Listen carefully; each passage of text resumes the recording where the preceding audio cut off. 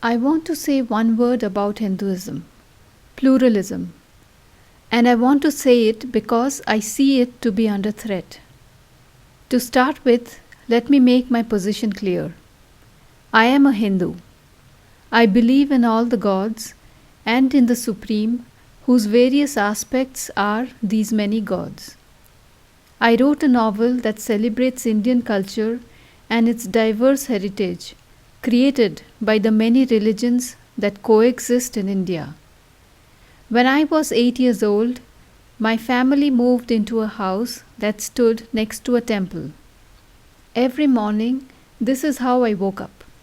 कौसल्या सुप्रजा रामपूर्वा सन्ध्या प्रवर्तते उत्तिष्ठ नरशार्दूल कर्तव्यं दैवमान्धिकम्.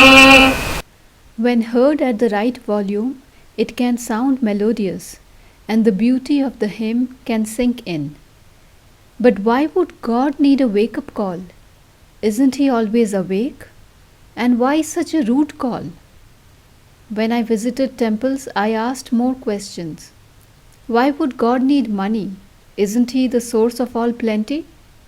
Does He need to be bathed? Isn't He already pure?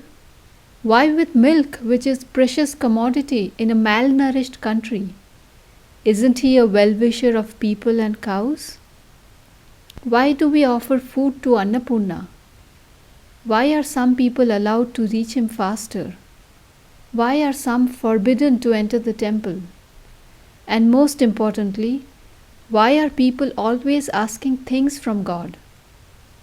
The Gita says, whatever you do, whatever you eat, whatever you sacrifice, whatever you give, whatever austerities you perform, that offer unto me. So wherever you are, you can be in touch with Him. But since it is hard work to offer at every moment, rituals have been created to remind us.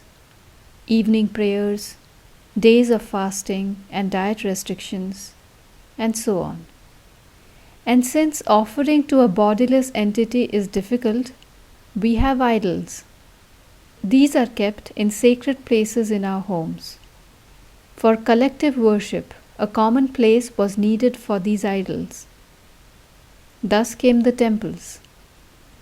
As some temples grew in fame, pilgrims came from far to visit them. These people had to be sheltered and fed. A hospitality industry grew around the temple. And as pilgrims came with offerings and expectations, another industry grew. This one was inside the temple, the custodians of which bathed the idols, organized the crowds, collected their offerings, and began doling out advice. Gradually, the original premise was allowed to fade into the background. The premise that you can have a direct connection with the divine and do not need middlemen. With this forgetfulness came a horde of ills. Temple keepers pretend they are privy to certain divine secrets that one can get only through them. They don't allow certain people to enter the temple, namely those who cannot or do not bring them gifts, beggars, the poor lower caste people, non-Hindus. Politicians follow the temple's lead and have their backing to indulge in politics of division and hate. Temples play loud music and usurp public spaces. Temples have become shops where divine favor is the commodity, and nobody dare ask what the temple does with so much money. Temples have sold land belonging to farmers simply because the illiterate ancestors of these farmers had kept their land deeds in the temple for safekeeping. There was a time when Hindus did not limit God in a name or form or within the four walls of a man-made edifice.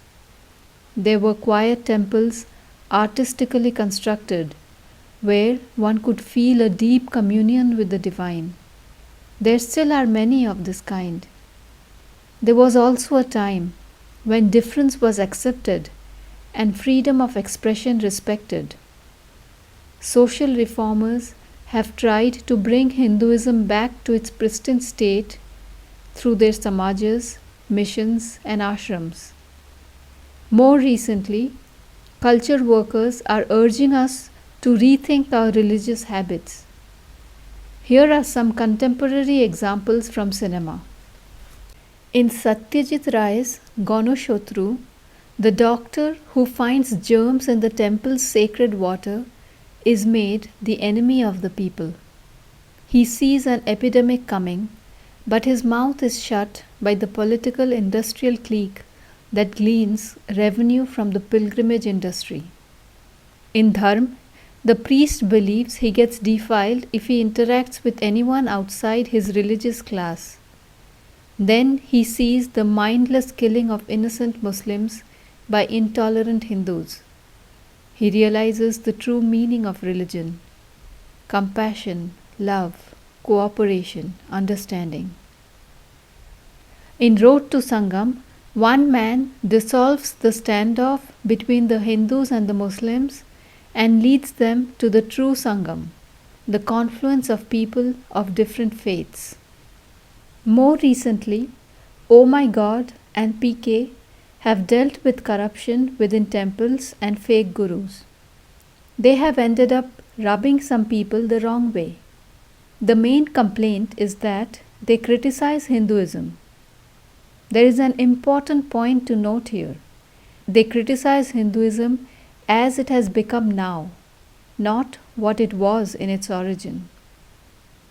Another criticism is that these films do not criticize other religions as much as they do Hinduism. I have a question to ask these accusers. Why should a Hindu director be required to criticize other religions at all?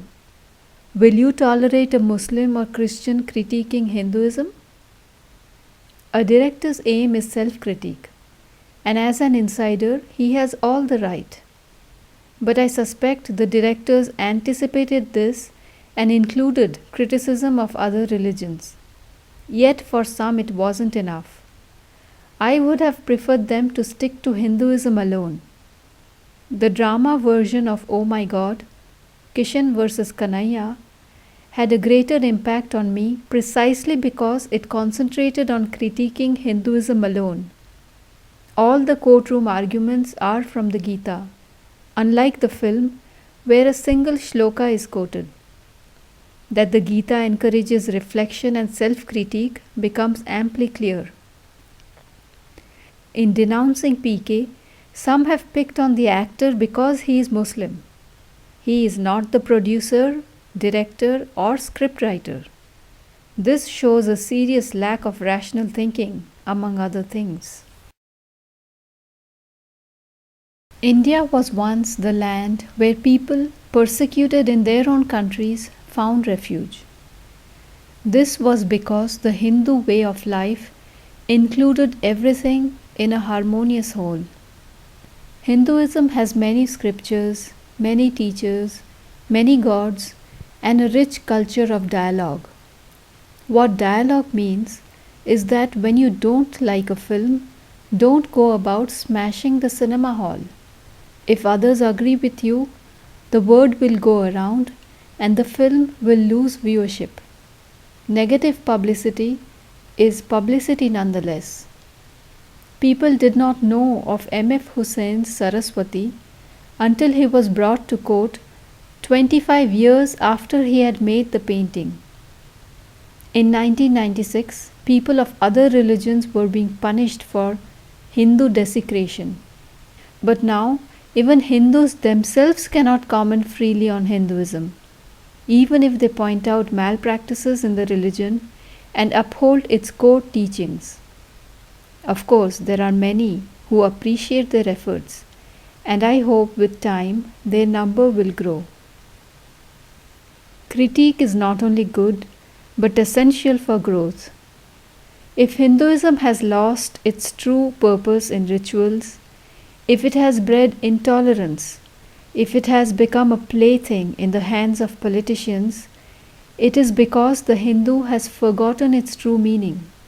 that Hinduism is not a religion but a spiritual path, a dharma, and that dharma is a private matter. Each individual is free to choose whatever dharma he likes. Now anyone can see religion is hampering spiritual growth and needs reform. We have to leave other religions to their own reformers. But for our own, we need to do something. As we mature, we will be able to do away with props and directly empower our souls.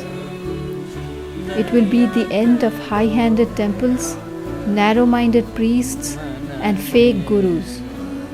It will foster understanding and cooperation amongst people. It will bring peace and progress to humanity. It will take us closer to the divine. As the Gita says, 4 types of people worship me: the distressed, the inquisitive, seekers of material wealth, and the wise. Of these, the wise is most dear to me because he has a one-pointed devotion towards me. खाली घट